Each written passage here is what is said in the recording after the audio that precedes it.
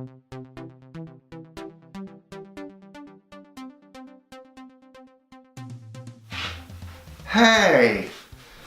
Welcome back. Welcome back to the Mastery Podcast. My name is Adam. This is Nick. We come in on the daily on YouTube and through our podcasting channels to give you just a short little bit of information about money. The goal of this is to increase everyone's pursuit of the mastery of money. So every day we're going to give you some things to think about, some things to chew on, some things to talk with your friends and your family about over lunchtime. And today's chewable topic is celebrations and sinking funds. I like the alliteration, even though it's not really alliteration. It's close, right? Yeah. And I like the chewable. That's it. Thank you. Yeah. Little chewable nuggets. Yeah. So celebrations and sinking funds. First of all, what's a sinking fund? I know what a celebration is. Yeah. I'm sure. I know I've you been to do. plenty of those. So a sinking fund is it's an approach in which to really save for something that's important to you. So, for example, if you know that you have a trip planned in 1 year and it's going to cost you, for math purposes, $1,200, then the sinking fund approach is really setting aside the dollar amount divided by how many months you have to achieve it. Okay. And that essentially is, actually, I don't know why it's called a sinking fund. I just envision in my mind like getting closer and closer to like, Got it. but like if something is $1,200 and you need it in a year, you would be saving $100 a month. Got it. And I assume there was probably a way to do this, Yes. like an effective way. Yeah. Oh, definitely. Yeah. In terms of automation, is that what? Yes, yeah, correct. Yeah. So in terms of automation, one of the things that I had, so my sinking fund was called the Wanderlust Fund. So that fund, as the name implies, was simply for my travel. So on a monthly basis, I think I was putting in $450 a month, and so that's $225 every paycheck period when I was working in San Francisco. So that was my sinking fund, because I knew that a year and a half from then I was going to go to London, Paris, and Rome. Yeah. And I Very had all cool. the money paid for when it was there. Oddly enough, there is a company based here in Des Moines. It's called Smarty Pig. Okay. SmartyPig.com. And it was purchased by a large financial institution some time ago. But Smarty Pig had this almost like a social component. So if you knew what you were saving for, you would send that out on social with a link.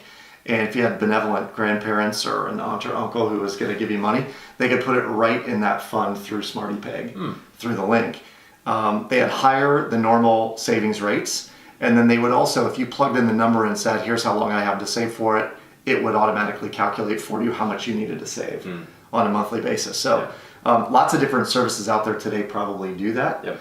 But that's very cool. Yeah. So let's talk about celebrations, because I Okay. think we're relatively close in this recording to Mardi Gras. Yeah.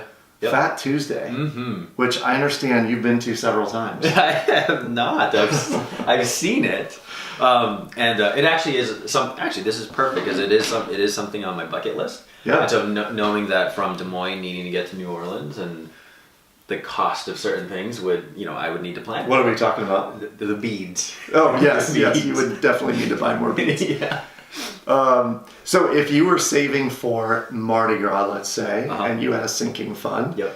you're putting some money away every single month, and that money is earmarked just for that particular trip. Correct. Is that right? Yep. Okay. Yeah, so I think what's really powerful for our listeners and our explorers is really looking at if there's something that's important to me, I can actually plan for it. I can plan to party, I can plan to celebrate, and oftentimes how I used to live my life was very like, oh my gosh, it's my brother's birthday or someone's birthday, and I all of a sudden needed to put something on a credit card because I'd not planned for it. Right. I think one of the amazing breakthroughs that I have, not just for myself, but with my clients, is when we're creating sinking funds and looking at the year and what people want to essentially purchase or spend money on, they also have breakthroughs around planning in their calendar.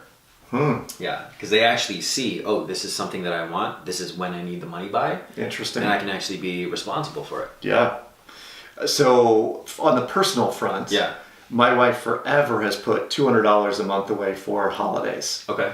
And it's for Christmas, for birthdays, celebrations, essentially. And at first I was really reluctant to doing it. How come?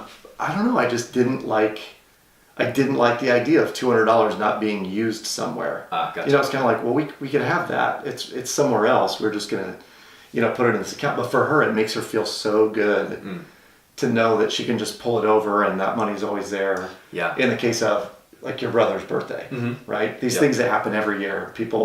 This blows me away, Nick, that Christmas comes and people are like, it just snuck up on me this year. Yeah. And I'm like, it literally is on the calendar every year on the exact same day. The same day. Does not change. But it sneaks up on people for some reason. Yeah. So the other thing I found, this is a good story that someone told me, because I had always been one of those guys who, when I have change in my pocket, it goes in the jar. Yep. And the change jar fills up, and I've got one over here, and it's, I don't know how much it has in it, probably $300 or $400. Yep. One of the shows will have people guess how much money's in the change jar, and then we'll go have it Count it. tallied. Yeah.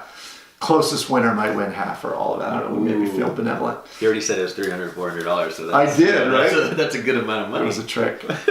So I would put the change in, and I told a friend of mine about it, and I'm sure all of you have one. But he said, we do something a little different. When we go out to eat or we go shopping, and they use cash, they were on the cash method. He said, whenever we get $5 bills in change, the $5 bill goes into a jar, and then that's what we pull out of when we go out to eat or go out for fun. So that's their fun money. They're constantly socking $5 bills away. And then if they were to go out, they might pull 5 or 6 $5 bills out. That's their spending cash. Oh, interesting. Yeah. So it also, so it was like it's semi-sinking fund approach, but they also know that these $5 it's like $5 fun, right? Yeah. Yeah, that's cool. Yeah. Okay. Yeah, they're fun $5 on account. Fridays Yeah, there you go. with friends. Yes, That's awesome. that is true. So you can do this for everything, whether it be cars, it could be courses, if you are someone who likes to buy courses. You can save your nickels. We'll be launching some courses on the Mastery Money page very soon. And or vacations. So do you save for any vacations? Yes, I am. I'm going to Cancun in a month, and I've definitely been saving for that. Also, I think on a less personal note is in working with college students, etc. You talked about real estate, right? So you can also use a sinking fund to start saving for your first home or first rental property, duplex, whatever the case is. And I think similar to the story around your wife, like it really provides peace of mind, for your wife or for people to have the sinking fund, knowing that their dollars are actually going to something that's going to be important to them in the future. Versus I don't know where my money is going, or I don't currently have money going towards my goals. Right. Yeah. But it all depends. Like you said, you want your dollars to be spent towards something. Yeah. Right. Which is just a different mindset shift. So really, as you're listening or watching, it's a mirror. We're putting a mirror to you and looking at how are you saving for the goals and things that are important to you, and first of all, are there things that you want to save for, and is the sinking fund approach something you can use? Right. Yeah. Yeah, interestingly, I don't know that I would use it. Okay. And we've talked about this a couple times. We talked about it at the Build a Bigger Life retreat. I think it was episode 20 maybe. I talked about making money irrelevant. Yep. I personally would rather not create a sinking fund and put that money to work, but that's just my own personal preference. Yeah. So lots of different ways to make this work. Just know that in the pursuit of the mastery of money, do what works for you. So if you want to create a sinking fund and you are, let's say, gainfully employed as a W-2 employee, can you set up a separate bank account so that a small portion of your paycheck goes directly into that account? That could be your first sinking fund. And even if it's $50 or $100 a month, that money will really add up over time, whether it's for Mardi Gras or Cancun. Is that the festival, by the way? Yeah. Yeah, what is that called? All-inclusive destination festival. It's called Sundara. Sundara. Yeah, it just sounds awesome. Yeah, it does. You're going to come back with a tattoo, aren't you? Oh, definitely. But save for it first. Oh, definitely. The sinking fund approach. Yeah. So Nick now has a sinking fund for the tattoo approach. Tat fund, yeah. Yeah, that's good. Yeah. So our challenge for you for this show is? The challenge is to really look at what goal do you have in the next year. So having it be the beginning of March, looking at March of 2020. What goal do you have? What is something that you want to save for? What do you want to purchase? How much, if there's a dollar amount that you want to save to start investing, really looking at what that dollar amount is, dividing it by 12, and looking at the sinking fund number that you would need to accomplish your goal.